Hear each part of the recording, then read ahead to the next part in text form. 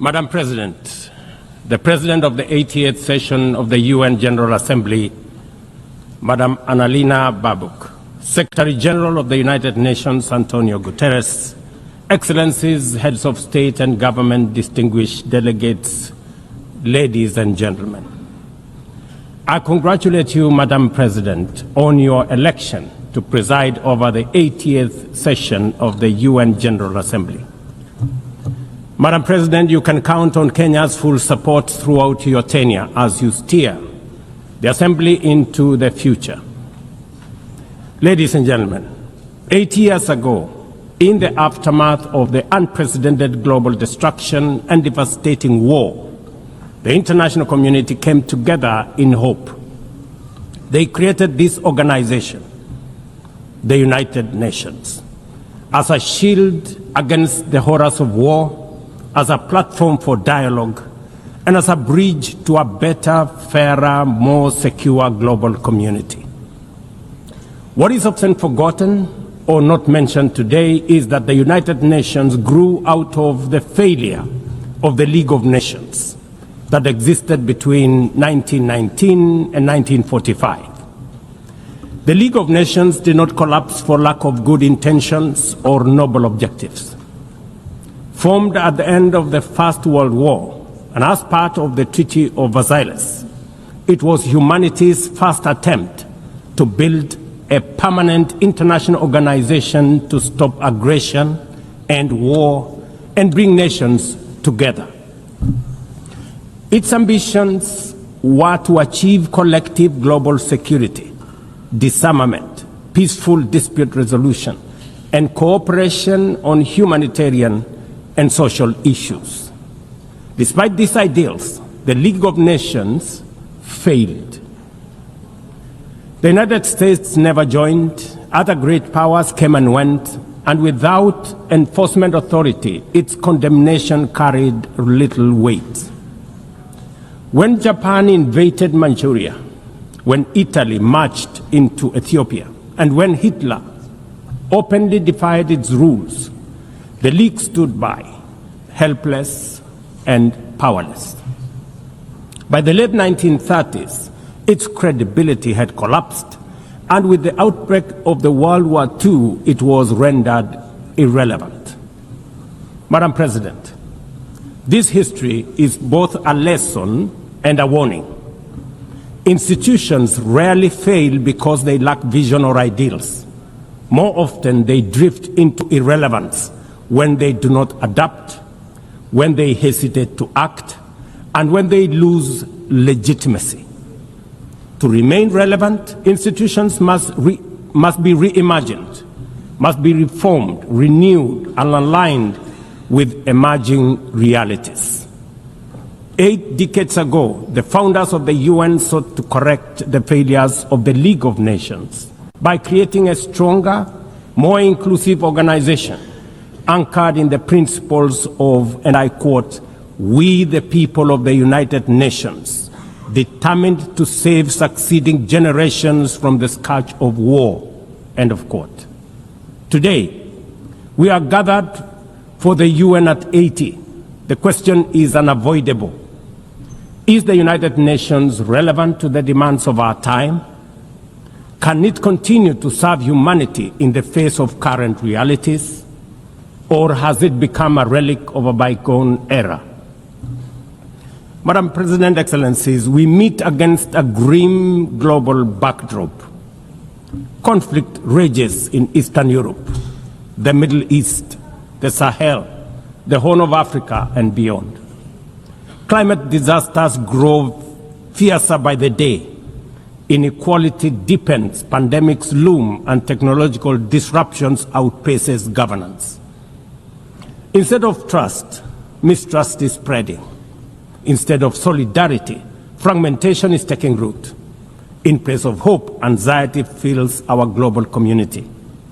We are living, to borrow from the words of the founders of this institution, not in larger freedom, but in growing uncertainty. At this moment of turbulence, when we most need a strong United Nations, the organization faces its deepest crisis in credibility and capacity.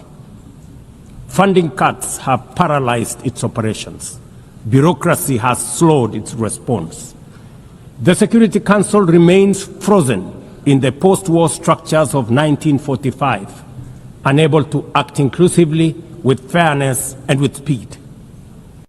Ladies and gentlemen, I can, however, state with absolute conviction that the United Nations has been one of humanity's greatest achievements. For 8 decades, it has held back the specter of global war, calmed conflicts from Cambodia to Liberia, and stood guard in some of the world's most dangerous places through the courage of its peacemakers and peacekeepers. Few institutions in humanity's history can claim such a legacy. The United Nations has stood at the front lines of humanitarian crisis, from famine relief in the Horn of Africa to emergency shelter for millions of Syrian and Ukrainian refugees. It was at the forefront in the eradication of smallpox, coordinated global responses to HIV and AIDS, Ebola, and COVID-19, and continues to champion universal vaccination. Its agencies have advanced women's rights, protected children, safeguarded refugees, and set global norms on everything from disarmament to climate action. The UN Sustainable Development Goals remain a shared blueprint for human progress. These are achievements no nation could have achieved alone, however rich, however great, or however powerful. And yet, every institution, no matter how noble its origins or impactful its legacy, must adapt to changing times or slide into irrelevance. Today, the United Nations stands at a crossroads of renewal on one hand or decay on another. Put differently, after 80 years, the rhymes of time are calling on us to reimagine the original promise that inspired the founding of the United Nations, and that is the quest for global peace, development, and human rights.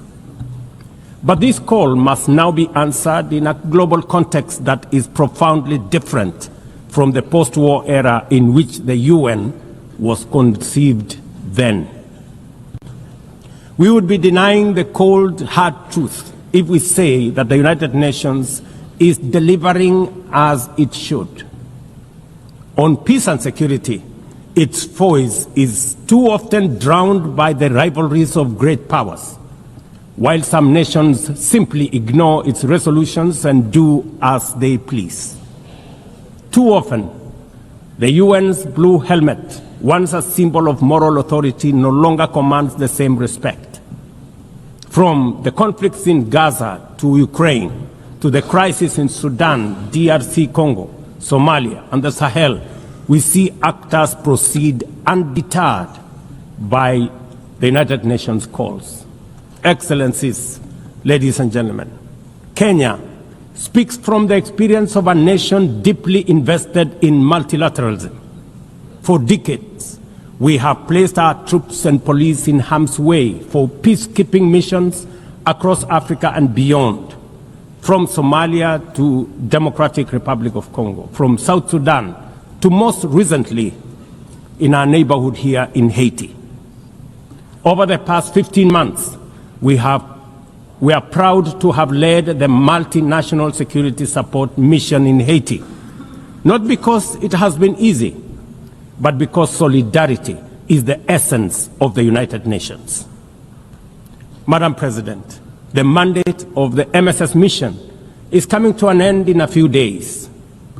As the lead nation, allow me to briefly share our experiences, the successes and the challenges, as both a cautionary tale and a living lesson about the strengths and weaknesses of the current global security governance architecture. For far too long, the people of Haiti called out to the world. Too often, their pleas were met with silence, hesitation, or half measures. Haiti became a tragic reminder of what happens when the international community looks away, prevaricates, or offers half-hearted support. When Kenya responded to the quest for the Haitian authorities, it was in the belief that we were joining a genuinely multinational effort. We welcomed and fully embraced Resolution 2699, by which the United Nations Security Council authorized the MSS with Kenya as the lead nation. Drawing on our decades of peace support operations, we stepped forward, stepped up, and deployed our officers to confront the rampant menace of gang violence in Port-au-Prince and its environs. Madam President, ladies and gentlemen, the mission has operated in a volatile environment under enormous constraints. It has been underfunded, under-equipped, and operated below 40% of its authorized personnel strength. Our police officers have valiantly shouldered responsibilities without the full logistical support that would accompany any mission sanctioned by the United Nations. Despite these challenges, and against all odds, the MSS has delivered results many thought were impossible. The presidential palace, once under siege from gangs, is today restored as the seat of government. The police headquarters and the police training center, once overrun by gangs, are now secure, with the academy resuming the training of new police officers, over 700 of whom graduated a few months ago. Schools that have been shattered by violence have reopened, with children back in class, learning and progressing. Roads once manned or blocked by gangs have now free-flowing traffic. Cases of kidnapping and extortion have reduced sharply. The airport and the seaport, once surrounded by gangs, are now abuzz with normal operations. Which begs the question, if so much could be achieved with limited resources and stretched personnel within just 15 months, what more could have been accomplished if the United Nations fraternity had truly acted together in solidarity with the people of Haiti? From this podium, I wish to assure all partners and actors that with the right personnel, adequate resources, appropriate equipment, and necessary logistics, Haiti's security can be restored.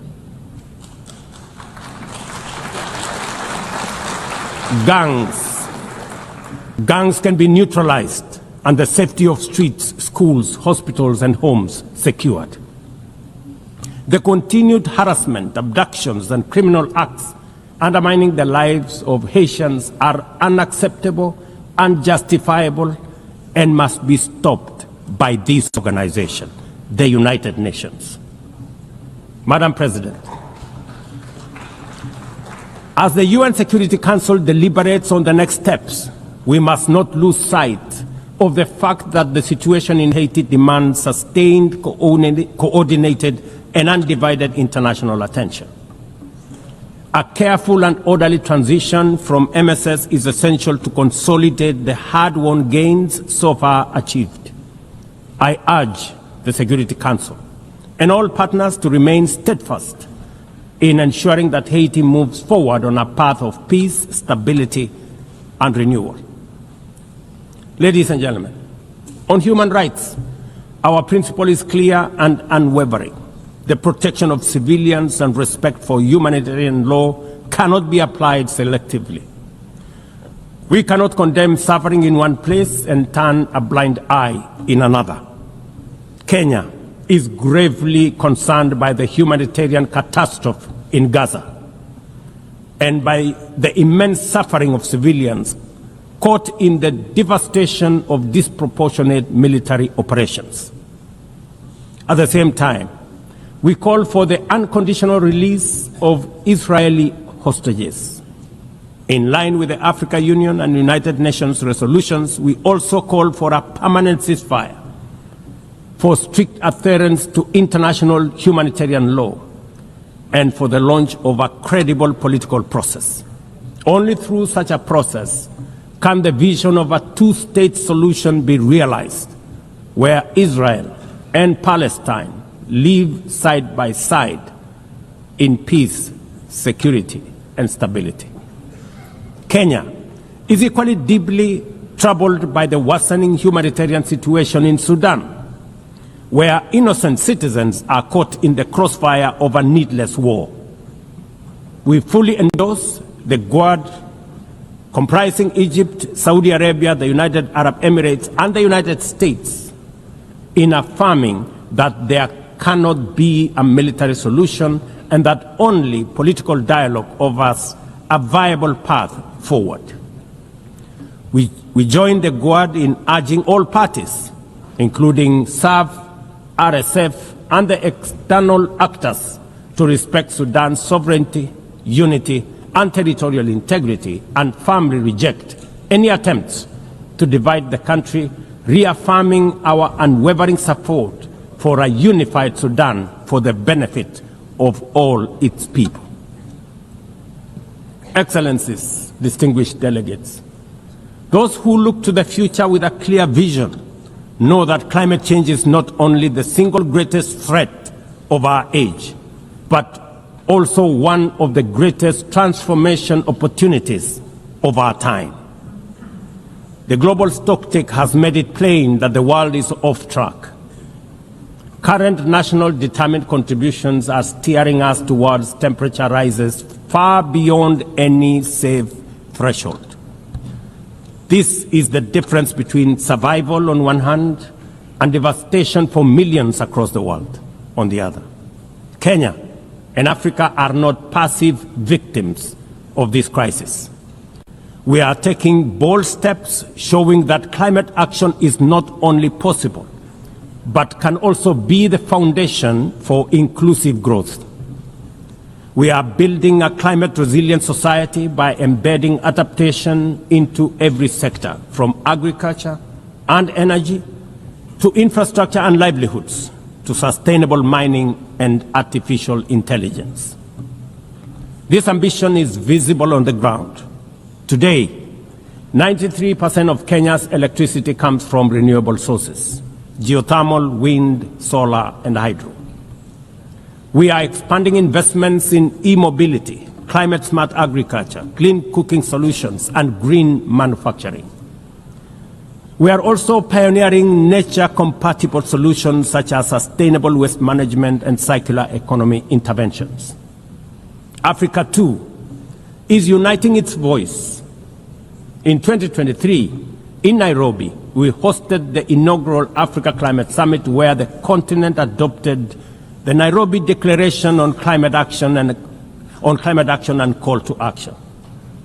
Just 2 weeks ago, in Addis Ababa, Africa came together once more at the second Africa Climate Summit to reaffirm our commitment and strengthen our ambition for climate-positive growth. We declared Africa not just as a victim of the crisis, but as a source of solutions, with climate action driving economic growth, transformation, and job creation for our communities. Ambition, ladies and gentlemen, cannot stand on willpower alone. Implementing our new NDCs will require $56 billion.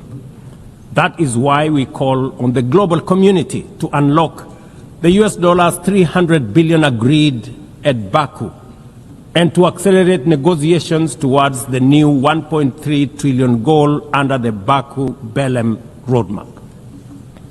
Without affordable finance and without reform of the international financial architecture, the promise of climate action in Africa will remain constrained. Madam President, in the aftermath of World War II, the Bretton Woods institutions were created to stabilize the global economy and rebuild war-torn Europe. At that time, their design reflected the power and interest of the victorious nations, who were also their primary shareholders and beneficiaries. The IMF was tasked with upholding the gold standard exchange rate system, while the World Bank was established to finance Europe's reconstruction. Both have since evolved into development finance institutions, but their structures, decision-making, and governance remains dominated by wealthy nations. Today, the global context is vastly different. The global standard collapsed 5 decades ago, and Europe has long since been rebuilt. Yet, the governance of these institutions has not kept pace with needs of a multipolar world, especially the needs of poor and developing nations. The mismatch between shareholders and stakeholders has become starkly visible. For instance, during the IMF's recent allocation of special drawing rights, 64% went to wealthy nations. Just imagine, 64%. With little need for liquidity support. They didn't need the money anyway, but they got 64%. While the poorer countries received just 2.4%. What a disconnect. The imbalance highlights how the very institutions meant to safeguard global finance stability often perpetuate inequality and instability.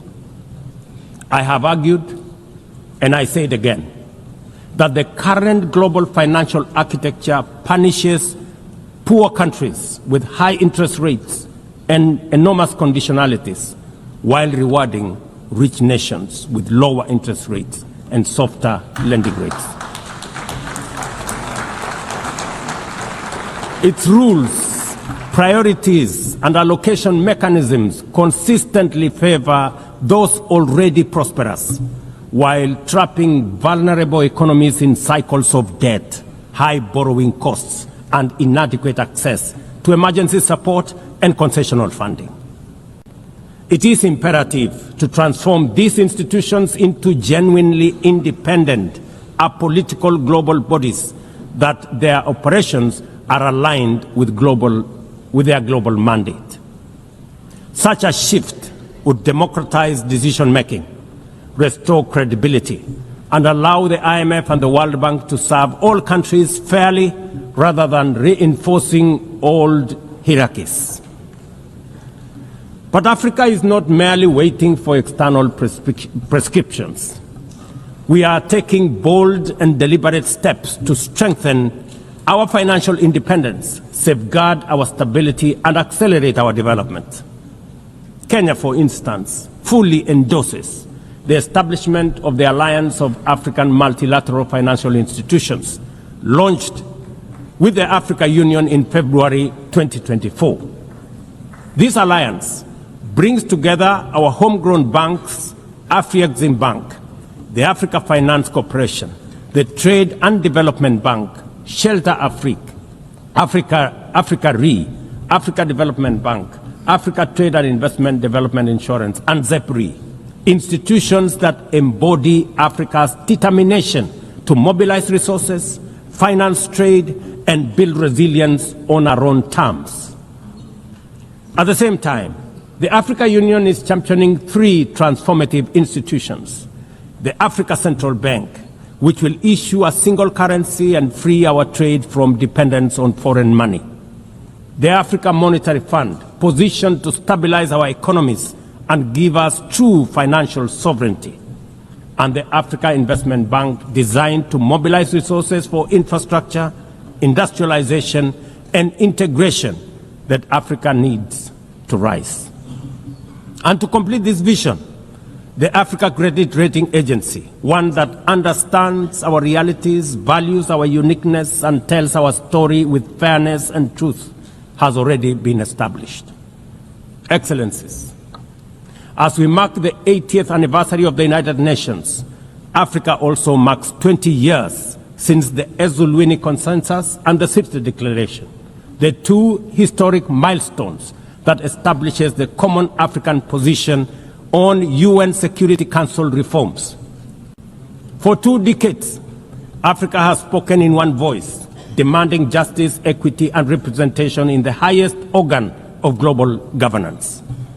This demand, however, continues to be ignored, deferred, or endlessly debated to the detriment of both Africa and the legitimacy of the United Nations itself. You cannot claim to be the United Nations while disregarding the voice of 54 nations. It is not possible. Africa is no longer willing to wait on the margins of global governance while decisions about peace, security, and development are made without our understanding, without our perspectives, and without our voice. Africa's exclusion is not only unacceptable, unfair, and grossly unjust, it also undermines the very credibility of the United Nations, this organization. Africa dominates most of the Security Council agenda, provides some of the largest contingents of UN peacekeeping forces, and bears the heaviest costs of instability. Yet we remain the only continent without a permanent seat at the main table where decisions about our destiny are made. Africa deserves, ladies and gentlemen, at the very least, 2 permanent seats with full rights, including the right to veto, and 2 additional non-permanent seats on the United Nations Security Council. The world must understand that reforming the Security Council is not a favor to Africa or to anybody. It is a necessity for the United Nations' own survival. If the United Nations is to remain relevant in this century, it must reflect today's realities, not the post-war power arrangements of 1945. Madam President, despite the stated and evident weaknesses of the United Nations, it still remains humanity's best chance at global solidarity.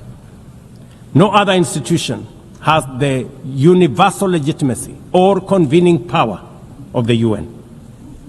From coordinating humanitarian relief in times of war and disaster, to mobilizing the global response to COVID-19, to driving consensus on climate change through the Paris Agreement, the UN has consistently shown that the world can achieve together what no nation can accomplish on its own, however mighty or great or powerful. As Doug Hammarskjöld, the UN Second Secretary General, once observed, and I quote, "The United Nations was not created to take humanity to heaven, but to save it from hell." End of quote. That mission is as urgent today as it was 8 decades ago. At a time when conflicts are multiplying, when climate change threatens every economy, and when inequality is widening, the need for a functioning, credible, effective, and a multilateral system has never been greater. It is through the UN that nations have pooled resources to vaccinate billions of children, to protect refugees from through the work of the UNHCR, and to keep the peace in more than 70 missions across the world. Without the UN, these achievements, modest though they may sometimes seem, would not have been possible. That is why we must resist the temptation to give up on the UN or abandon it. We must make it fit for purpose, reform its structures, strengthen its mandate, and ensure its decisions reflect today's realities rather than the geopolitical map of a bygone era. As one of the hosts of the UN headquarters and the only one in the Global South, Kenya stands ready to do its part to enable the organization to go through this phase of renewal successfully as envisaged by the Secretary General under UN 80 reforms. In conclusion, Madam President, ladies and gentlemen, the 80th anniversary of the United Nations must be more than a commemoration. It must be a turning point for the organization. Let us seize this moment to reimagine and rebuild the UN into a body that commands legitimacy, responds with speed, and delivers justice for all. I thank you, and God bless you. On behalf of